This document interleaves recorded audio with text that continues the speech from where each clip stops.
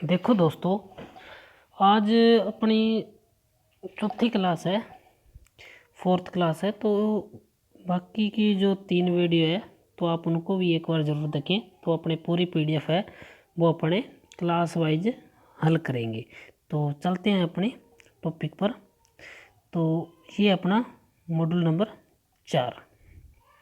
इसमें अपना पहला क्वेश्चन है, तांबे के परमाणु के तीसरी कक्षा में कितने इलेक्ट्रॉन होते हैं। तो परमाणु तांबे का जो परमाणु क्रमांक होता है वो क्या होता है, 29 होता है। कितना होता है, 29 होता है। और तांबा एक चालक है। तो और जो चालक होते हैं उनके जो अंतिम कक्षा होती है उनके अंदर जो मुक्त इलेक्ट्रॉन होंगे वो क्या होंगे, 4 से कम होते हैं। कितने होते हैं, 4 से कम होते हैं। तो इसके अंदर क्या है, तीसरी कक्षा में पूछा है, तीसरी कक्षा में कितने इलेक्ट्रॉन होंगे। तो तीसरी कक्षा में कितने होंगे, 18 इलेक्ट्रॉन होंगे। तो उत्तर नंबर अपना 20 का सही है। अगर परमाणु क्रमांक पूछता फिर 29 सही था भाई।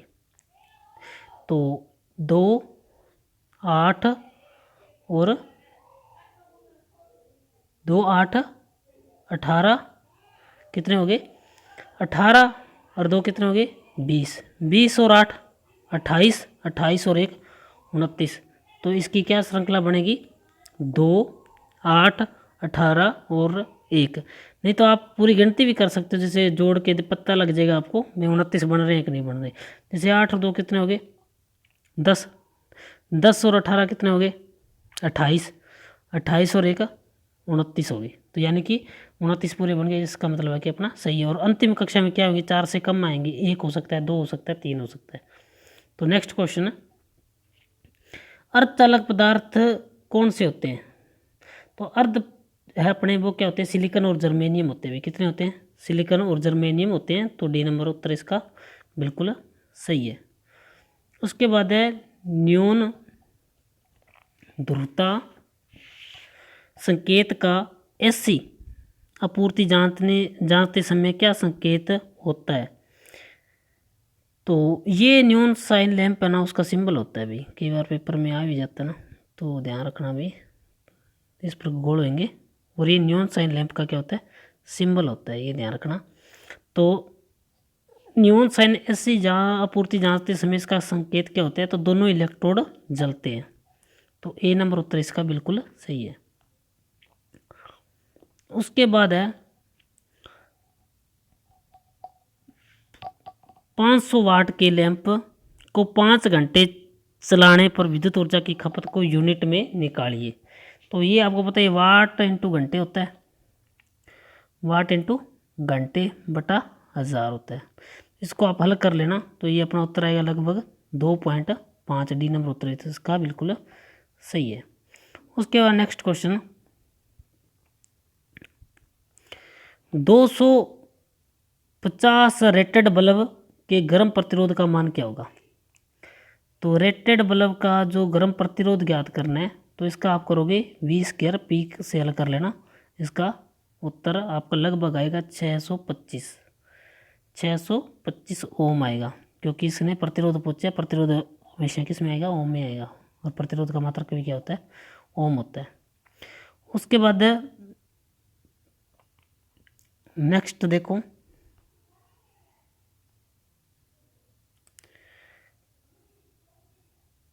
कौन सा नियम यह कहता है कि बंद विद्युत परिपथ में लगाया गया वोल्टेज ड्रॉप के योग के बराबर होता है।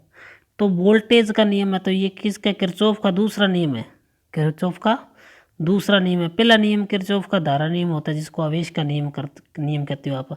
और किरचॉफ का दूसरा नियम हमेशा किस पे होता है, वोल्टेज पे लागू होता है। और जो घरों के अंदर जो सप्लाई होता है वो उस पर क्या लगता है, केवीएल का नियम लगता है। और इसका ऊर्जा सिद्धांत पर ये कार्य करता है भी नियम, ठीक है। तो ध्यान रखना भाई, ये आया वो क्वेश्चन है कि घरों के अंदर किसका नियम लगता है, तो किरचॉफ का द्वितीयक नियम लगता है भाई दूसरा।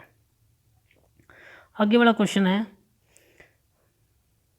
200 वाट 240 वोल्ट के दो लैंप 240 वोल्ट आपूर्ति से श्रेणी क्रम में जुड़े हुए हैं, तो कुल शक्ति बतानी है।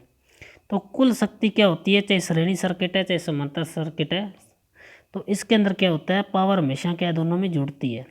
तो 200 है तो यानी कि इसका उत्तर क्या होगा आपका 100 आ जाएगा भाई, 100 × 100।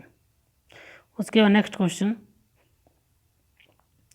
3 प्रतिरोध है R1 R2 R3 समांतर क्रम में जुड़े हुए हैं, तो कुल प्रतिरोध बताना है, टोटल रेजिस्टेंस बताना है।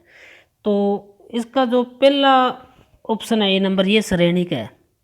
अगर आप ध्यान से देखोगे तो जो दूसरा ऑप्शन है, वैसे आप कहोगे कि ये भी समांतर का सही है, लेकिन अगर इसके क्या है 1/RT होता है, ये क्या होता है 1/RT बराबर 1/R1 प्लस 1/R2, ये सूत्र होता है पूरा। इस प्रकार का उत्तर होता है ना, फिर तो क्या था अपना बी सही था।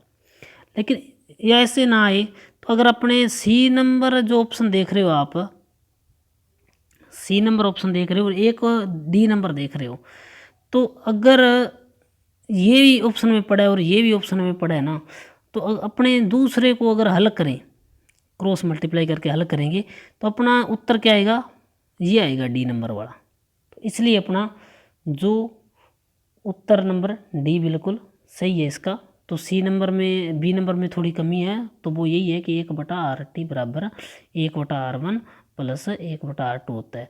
अगर इसको अपने क्रॉस मल्टीप्लाई करेंगे तो ये क्या होगा, इसके ऊपर चल जाएगा और अपना RT इधर पड़ेगा। तो इस प्रकार इसको हल करेंगे तो अपना डी उत्तर आएगा भाई। उसके बाद नेक्स्ट क्वेश्चन, ओममीटर का पाठ्यांक, ओममीटर का पाठ्यांक खुले हुए R2, ये यानी कि R2 है अपना, इस प्रकार खुले हुए R2 प्रतिरोध पर क्या होगा। तो अगर प्रतिरोध अपना खुला हुआ है तो जो अपना ओममीटर है वो क्या होगा, अनंत पाठ्यांक दर्शाएगा भाई। क्या, अनंत पाठ्यांक दर्शाएगा। उसका नेक्स्ट है, किसी चालक के प्रतिरोध में क्या परिवर्तन होगा यदि उसके व्यास को 2 गुना कर दिया जाए। अगर उसका व्यास अपने 2 गुना करेंगे ना, तो प्रतिरोध क्या होगा, उसका कम हो जाएगा। तो कम कितना होगा, बी नंबर इसका बिल्कुल सही है, 1/4 गुना तक घट जाएगा या कम हो जाएगा। ठीक है, अगर अपने व्यास बढ़ाते हैं ना, तो व्यास बढ़ाते हैं तो प्रतिरोध क्या है, घटता है। अगर लंबाई बढ़ाते हैं तो प्रतिरोध बढ़ता है, क्योंकि लंबाई की क्या होता है, समानुपाती होता है, और व्यास के क्या होता है, व्यतकर्मानुपाती होता है। आर लंबाई के क्या होता है, प्रतिरोध समानुपाती, और व्यास के व्यतकर्मानुपाती होते हैं, ध्यान रखना भाई। उसके बाद नेक्स्ट है, प्रतिरोध का क्या नाम है। इस प्रतिरोध का नाम है भाई तार बंधे हुए प्रतिरोध, यानी कि ये क्या है, सिरेमिक की कोई छड़ है, ठीक है, कोई वायर है, इस पर क्या अपने कुंडली के द्वारा कुंडली लपेटते हैं, जिसका अपने मान क्या कम ज़्यादा कर सकते हैं। तो ये जो प्रतिरोध दिखाई दे रहा है वो तार बंधे हुए प्रतिरोध है। इसको वेरिएबल प्रकार का बोलते हैं, और इसका मान अपने कम ज़्यादा प्रतिरोध का कर सकते हैं। उसके बाद नेक्स्ट है, रंगकूट विधि के द्वारा प्रतिरोध का मान ज्ञात कीजिए। रंगकूट विधि के द्वारा इसका मान ज्ञात करें। तो एक सारणी आपको पता ही होगा कि एक प्रतिरोध ज्ञात करने की एक सारणी होती है, और वही सारणी सेम कैपेसिटर की होती है, याद रखना, कैपेसिटर की, एल की और प्रतिरोध की, तीनों की एक ही सारणी होती है। उसमें आपको पता है बीबी, रोई, गया, ब्रिटेन, वेरी गुड वाइफ, है ना। तो ये ट्रिक है, इसके द्वारा आप 0 1 इस प्रकार इस सारणी को बनाते हो, तो उसमें क्या अपने कलर कोड के हिसाब से प्रतिरोध का मान ज्ञात किया जाता है। तो ये अगर आप थोड़ा मैं जूम करके इसको दिखाऊं, अगर ये पहली पट्टी क्या है, रेड पट्टी है, क्योंकि रेड दिया और रेड, तो रेड पट्टी है वो कितने नंबर पे आती है, 2 नंबर पे आती है। कितने पे आती है, 2 नंबर पे आती है। और दूसरी पट्टी है वो है ब्लू, वो क्या ब्लू है, तो ब्लू है वो अपना कितने नंबर पे आते हैं, 6 नंबर पे आते हैं। ठीक है, तो अपना एक ही ऑप्शन है 2 और 6, तो यानी कि बी नंबर ऑप्शन अपना बिल्कुल सही है। और जो तीसरी पट्टी है ना, वो क्या बताती है, गुणांक बताती है। क्या बताती है, गुणांक बताती है। और चौथी पट्टी है ना, वो क्या होती है, टोलरेंस बताती है। क्या बताती है, टोलरेंस बताती है। तो सिल्वर दिया हुआ है, क्या दिया हुआ है, सिल्वर ही ना ये, हाँ सिल्वर है। तो सिल्वर का होता है वो कितना होता है, +-10% होता है, ठीक है। और गोल्डन होता 5% होता। अगर कोई कलर नहीं फिर क्या होता, +-20% होता। उसके बाद नेक्स्ट देखो,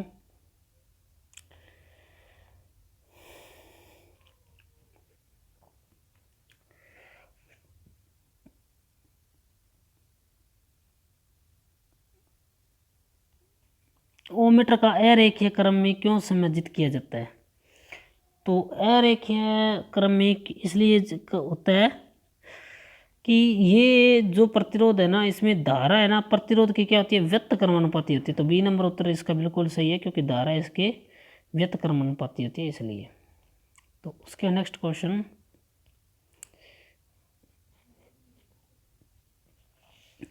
उसके बाद अपना व्हीटस्टोन ब्रिज आ गया भाई। ये क्या है, व्हीटस्टोन ब्रिज है, डायग्राम है। और जितने जो नहीं होता क्या अपना, इसके अंदर सप्लाई बता देता हूँ, डीसी होती है।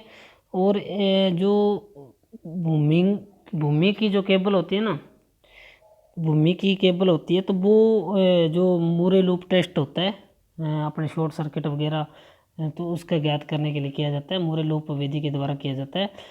तो उसके द्वारा क्या होता है, वो है ना जो विधि होती है, तो वो क्या व्हीटस्टोन ब्रिज के सिद्धांत पर कार्य करती है। तो ये ध्यान रखना भाई। और व्हीटस्टोन ब्रिज का जो फॉर्मूला है ना, तो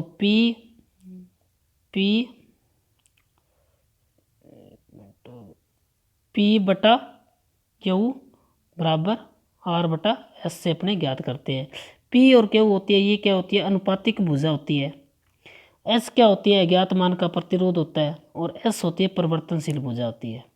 S क्या होती है, परिवर्तनशील भुजा होती है। इसका मान अपने हो सकता है ये P इधर आ जाए, ठीक है, R ऊपर हो जाए। तो ये कोई ज़रूरी नहीं है कि P/Q ही होगा, ठीक है। इनका हो सकता है रेशो P/Q के रूप में मिल जाए, या इसका S ऊपर हो सकता है, नीचे R हो सकता है, ठीक है। तो घबराने वाली कोई दिक्कत नहीं है। तो P इनका अगर थ्योरेटिकल पूछे तो P और Q होती है अनुपातिक भुजा, R होता है वो क्या होता है, ज्ञात मान का प्रतिरोध, और S होता है परिवर्तनशील भुजा होती है, ठीक है। तो इस उत्तर से अगर आप इसको ज्ञात करोगे तो 9 वाट इसका सही उत्तर आएगा। आप करके देख लेना भाई। और बाकी ध्यान रखना, अगर है ना जैसे P और Q मैं बता रहा था आपको, तो सामने सामने वाले की भुजा लेते हैं वो, जैसे P/Q, अगर इधर R है तो इधर S हो गया, ठीक है। तो ये और ये बटा में आ जाती है, ये एक दूसरे के बटा में आ जाती है, ठीक है। तो इधर हो सकता है ये इधर आ जाए, ये इधर हो जाए। तो आप डायग्राम के हिसाब से इनको देख लिया करो, ये एक दूसरे के सामने बढ़ लेते हैं अभी, तो आपका डाउट भी क्लियर हो जाएगा। उसके बाद नेक्स्ट देखो, किस पदार्थ में ऋणात्मक तापमान गुणांक होता है। तो ये होता है अभ्रक में, माइका, ठीक है। तो इसमें क्या होता है, ये एनटीसी प्रकार के होते हैं, क्या होते हैं, एनटीसी प्रकार के होते हैं। यूरेका और मैग्नीन ये होते हैं जेडटीसी, क्या होते हैं, जेडटीसी। तांबा होता है वो क्या होता है, पीटीसी होता है भी। उसके नेक्स्ट देखना, ओम के नियम से संबंधित विद्युत राशियां कौन सी है। तो ये धारा वोल्टेज प्रतिरोध है भी, धारा वोल्टेज प्रतिरोध है।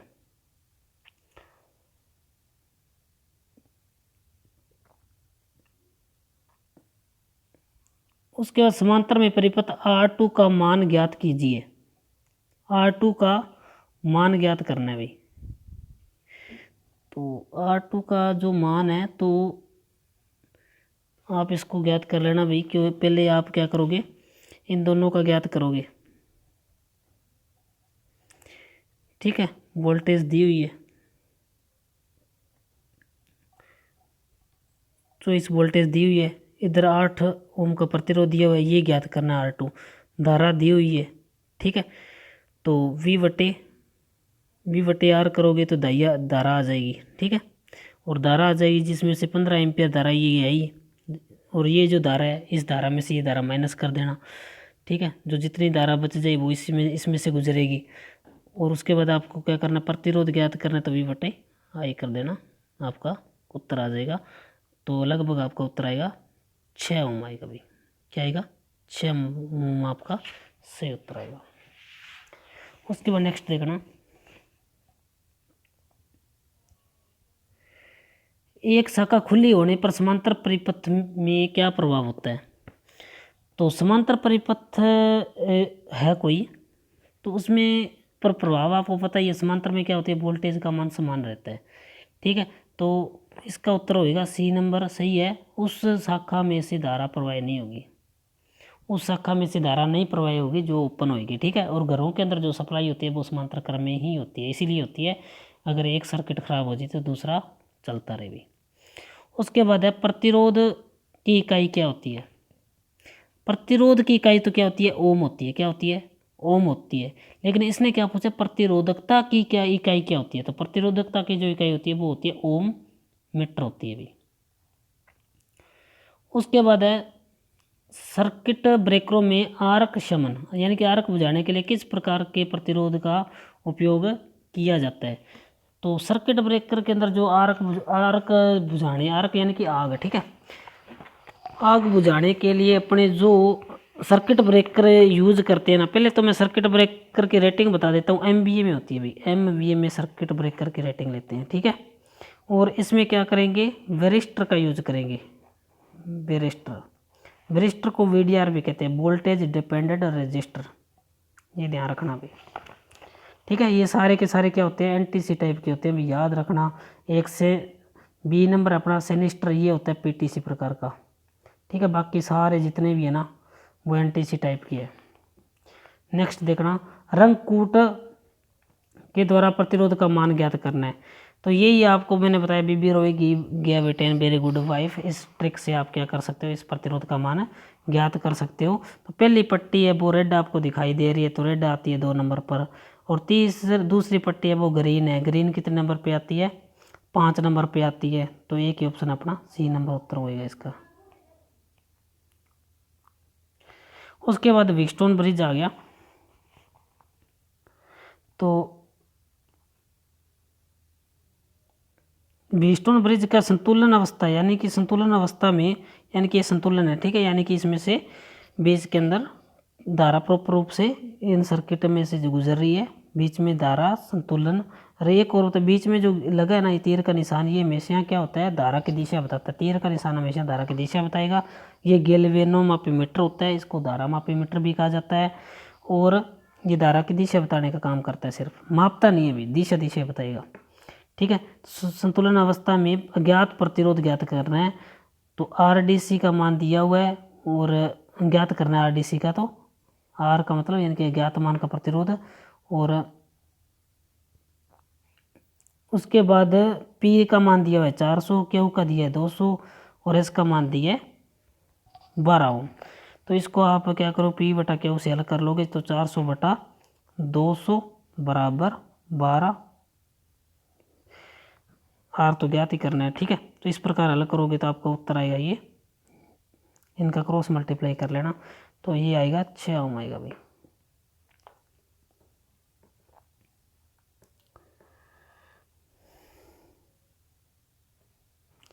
उसके बाद नेक्स्ट है वोल्टमीटर वी का पाठ्यांक बताइए।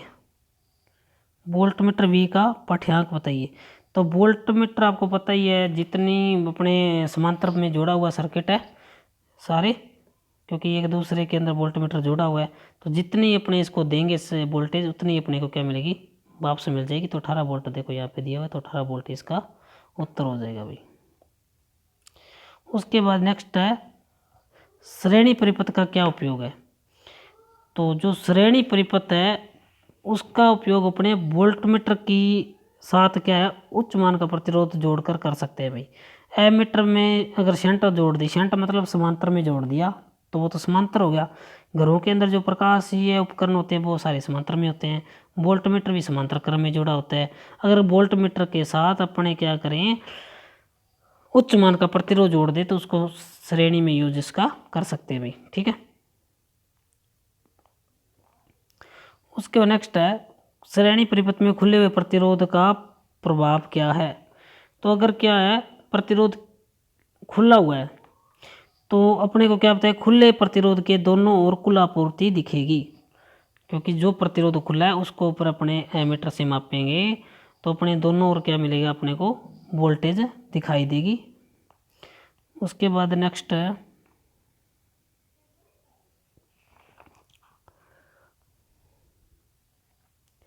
प्रतिरोध का मान बताना भी। तो प्रतिरोध ये 4 ओम का है और ये 6 ओम का है भी, और इसका मान ज्ञात करना है। तो सेम ही है, वी दिया हुआ है, आई दिया हुआ है, तो वी बटे आई कर लेना भाई, वी बटे आई कर लेना, तो आपका आर का मान आ जाएगा। तो इसका लगभग उत्तर आएगा 12 ओम।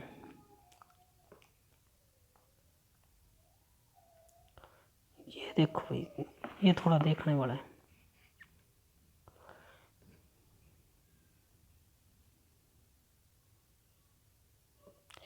परिपथ का क्या प्रभाव होगा यदि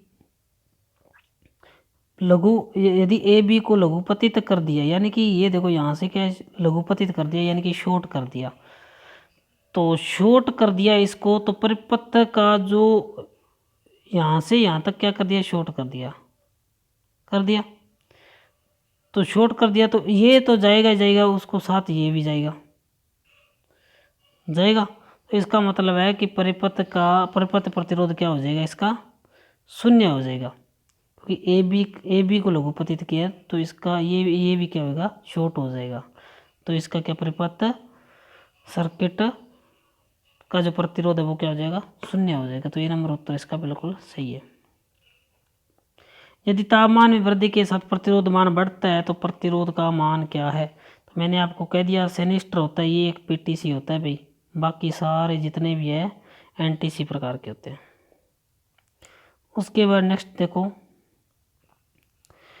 विद्युत धारा का सूत्र क्या है। तो क्या होता है, धारा इंटू समय होता है। ये नंबर उत्तर इसका बिल्कुल सही है। चालकता की इकाई क्या होती है, चालकता की इकाई होती है महो, ओम होती है प्रतिरोध की, और ओम मीटर होती है प्रतिरोधकता की। उसके बाद है ओम प्रति सेंटीडिग्री प्रतिरोध में परिवर्तन का कौन सा परिभाषित करता है। तो ये करता है तापमान गुणांक, अपने पीटीसी एनटीसी जेडटीसी निकालते हैं ना, ठीक है। तो तापमान गुणांक होता है। बैटरी की ध्रुवता जांचने के लिए किस प्रकार के मीटर का प्रयोग किया जाता है। अगर बैटरी की ध्रुवता जांचनी, ध्रुवता मतलब उसकी वोल्टेज मापनी है, तो अपने क्या करेंगे, एमसी टाइप मीटर यूज करेंगे, क्योंकि बैटरी के अंदर क्या होती है, डीसी होती है, और डीसी कौन नापता है, एमसी मीटर नापते हैं, ठीक है। एमसी मीटर होते हैं वो सिर्फ और सिर्फ डीसी पे काम करते हैं, और जो एमआई मीटर होते हैं मूविंग आयरन, वो एसी और डीसी दोनों का मापन करते हैं भाई, ये भी बात ध्यान रखना आप।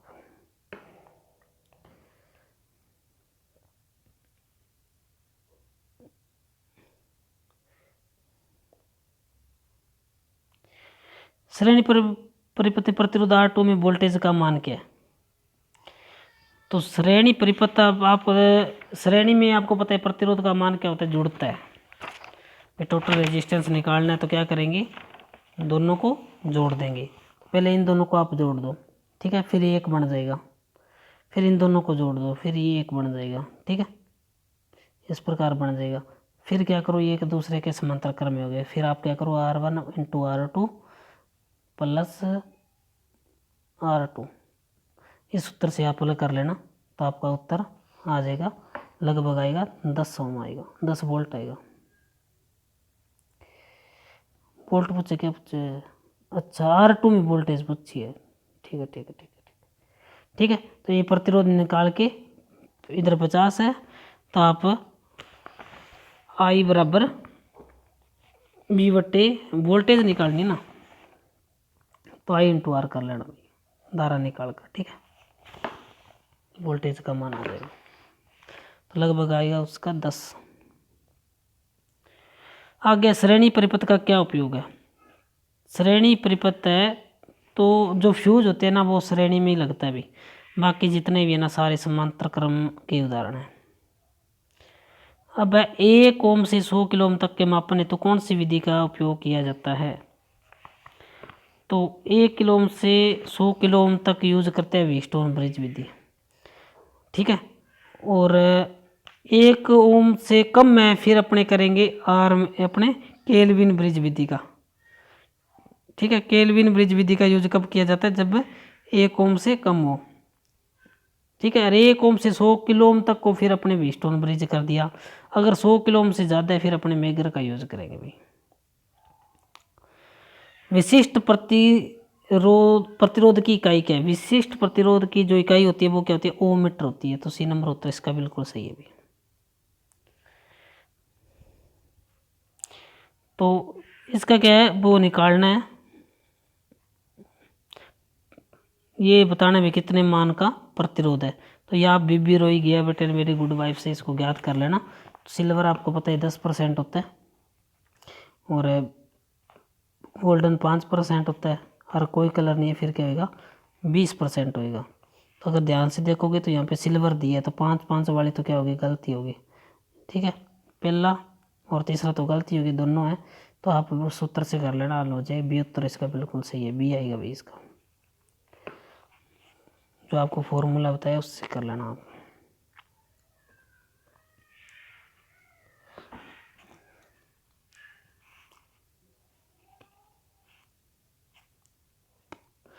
श्रेणी प्रकार के ओम मीटर के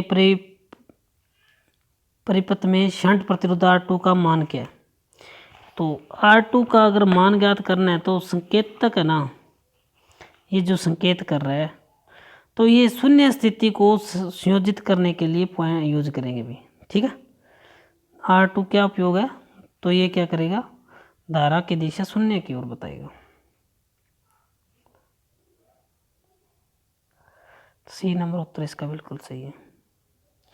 उसके बाद नेक्स्ट है, कौन सी विद्युतीय राशि चालक में ऊष्मा उत्पन्न को प्रभावित करती है? तो ये होती है धारा की स्केयर। ठीक है, तो धारा का वर्ग होता है। तो बी नंबर उत्तर इसका बिल्कुल सही है। और तंबरानी ज्ञात करने के लिए अपने आर आई स्केयर आर का यूज करते हैं। तंबरानी ज्ञात करने का फॉर्मूला होता है। अगर ऊष्मा का पूरा फॉर्मूला पूछ ले तो आई स्केयर आर टी होता है भाई, ये भी ध्यान रखना।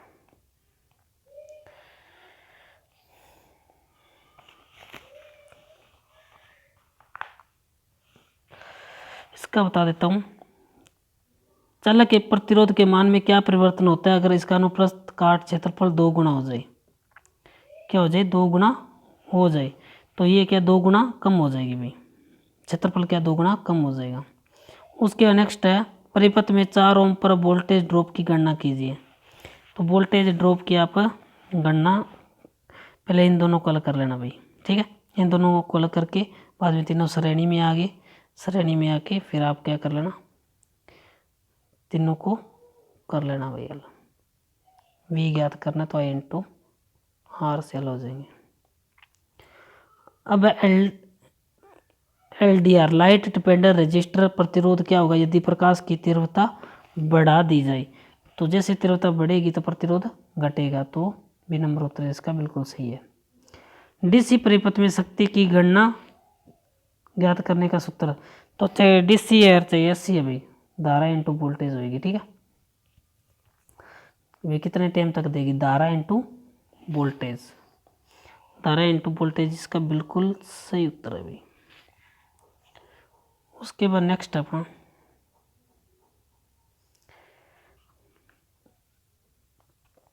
200 वाट 250 वोल्ट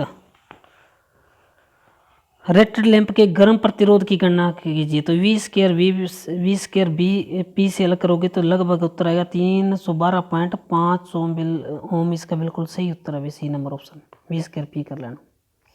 एक खुले सर्किट में प्रतिरोध का मान क्या होता है? अनंत होता है भी, और धारा शून्य होती है।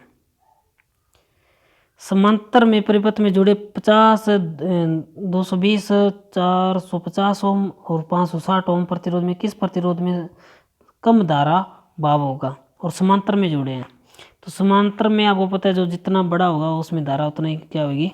कम गुजरेगी। तो 560 ओम इसका बिल्कुल सही उत्तर है। ताम्र चालक का विशिष्ट प्रतिरोध का मान क्या होता है? तो विशिष्ट प्रतिरोध का मान इसका होता है 1.72 माइक्रो ओम सेंटीमीटर की क्यूब होते हुए, क्योंकि विशिष्ट क्षेत्रफल है ना तो क्यूब में आएगा उत्तर। तो 1.72 माइक्रो ओम प्रति सेंटीमीटर होता है। उसके बाद है चालक के प्रतिरोध के व्यतक्रमानुपात क्या है, तो ये होता है व्यास, यानी कि एरिया के क्या होता है, व्यतक्रमानुपाती होता है और लंबाई के समानुपाती होता है। बाकी टेम्परेचर स्थिर रखा जाता है।